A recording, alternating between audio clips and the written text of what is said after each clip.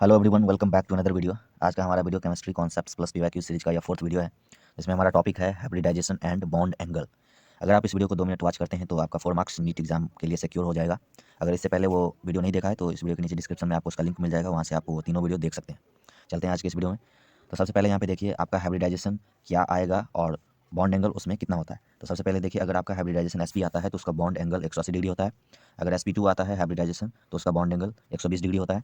sp3 आता है तो उसका बॉन्ड एंगल 109 डिग्री होता है। अगर sp3d हाइब्रिडाइजेशन आता है तो उसका बॉन्ड एंगल 2 हो सकता है, 120 और 90। ये 120 और 90 क्यों? क्योंकि अगर जिस भी कंपाउंड का आप हाइब्रिडाइजेशन निकालेंगे उसका स्ट्रक्चर बनाते समय उसका स्ट्रक्चर कैसा भी हो सकता है, टेट्राहेड्रल, ऑर्थोरॉम्बिक, जो भी हो उसके हिसाब से उसका एंगल यहाँ पे चेंज हो जाता है। उसके बाद है, अगर आपका हाइब्रिडाइजेशन sp3d2 आता है तो उसका बॉन्ड एंगल 90 होता है। और अगर sp3d3 आता है हाइब्रिडाइजेशन तो उसका बॉन्ड एंगल भी 2 हो सकता है, 72 या 90 डिग्री। आपको यहाँ पे सब हाइब्रिडाइजेशन और क्या हाइब्रिडाइजेशन आने पे क्या बॉन्ड एंगल होता है वो याद रखना है। एग्जाम्पल यहाँ पे देखेंगे हम हाइब्रिडाइजेशन निकालने का। उससे पहले यहाँ पे देखिए हाइब्रिडाइजेशन निकालते वक्त आपको कुछ बातें याद रखना है। जैसे यहाँ पे देखिए इलेक्ट्रॉन सम लिखा हुआ है।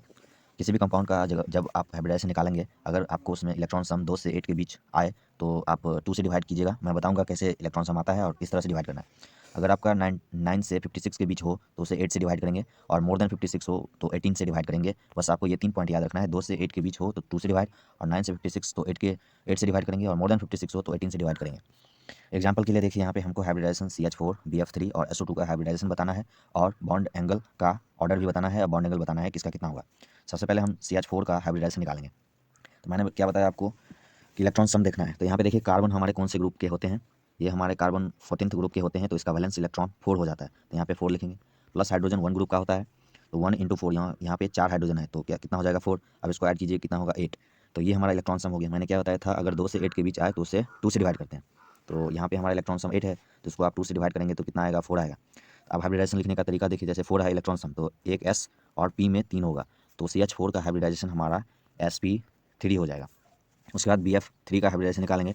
तो बोरॉन हमारा इसमें कितना होता है वैलेंस इलेक्ट्रॉन बोरॉन का 3, ये 13th ग्रुप का है। प्लस फ्लोरीन हमारा ये 17th ग्रुप का है, इसका वैलेंस इलेक्ट्रॉन कितना होता है 7। तो 7 इंटू 3 लिखेंगे क्योंकि यहाँ पे फ्लोरीन 3 है। तो जब आप इसको सॉल्व करेंगे तो इसको सॉल्व करने पे आपको इलेक्ट्रॉन सम कितना आएगा 24। तो ये कितने के बीच है 9 से 56 के बीच है, तो इसको 8 से डिवाइड करेंगे, तो 8 से डिवाइड करने पर कितना आएगा 3 आएगा।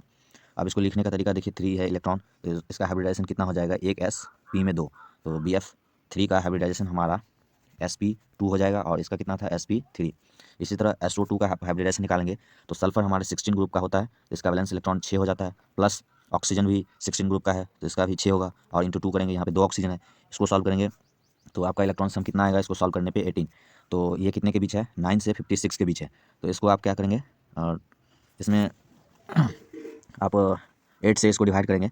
8 से डिवाइड करने पे आपका कितना आएगा, यहाँ पे 8 से डिवाइड करेंगे, जैसे यहाँ पे देखिए 8 से डिवाइड कर रहे हैं तो 8 2 जा और 16 हो जाएगा, शेष आपका 2 आ जाएगा। तो यहाँ पे 2 और प्लस 2 शेष लिखेंगे, अपॉन 2 से इसको डिवाइड कर देंगे। तो 2 से डिवाइड करने पे ये 1 आएगा, 2 प्लस 1 कितना हो जाएगा 3। तो ये होगा 3 हो गया। तो इसका हाइब्रिडाइजेशन क्या हो सकता है एक SP में 2। तो इसका भी हाइब्रिडाइजेशन sp2 आता है। इसका हो गया sp3, इसका हो गया sp2, और इसका भी हो गया sp2।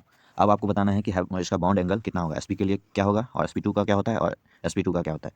तो मैंने आपको पीछे स्लाइड में बताया है कि sp3 sp2 dsp3 इस सब का बॉन्ड एंगल कैसे होता है। तो यहाँ पे देखिए, अगर आपका हाइब्रिडाइजेशन sp3 आता है तो 109 डिग्री होता है, और sp2 120 डिग्री। तो यहाँ पे हमारा CH4 के लिए कितना हो गया, CH4 के लिए इसका हाइब्रिडाइजेशन कितना था sp3, तो इसका बॉन्ड एंगल 109 हो गया। और इसका कितना था हाइब्रिडाइजेशन sp2, तो इसका बॉन्ड एंगल कितना हो गया 120, और इसका भी 120। इस तरह से आप पहले हाइब्रिडाइजेशन भी कैलकुलेट कर सकते हैं और साथ ही उसका बॉन्ड एंगल आसानी से बता सकते हैं। इसी तरह का क्वेश्चन पूछा जाता है। तो यहाँ पे एक क्वेश्चन है प्रीवियस ईयर का, जैसे CO2 CO3 2 minus CH4 find hybridization and bond angle. आपको इसमें हाइब्रिडाइजेशन और बॉन्ड एंगल बताना है। अगर आपसे नहीं होगा तो नीचे कमेंट बॉक्स में कमेंट कीजिएगा, मैं आपको बता दूंगा। Thanks for watching this video. Like comment share subscribe. फिर मिलते हैं नेक्स्ट वीडियो में, तब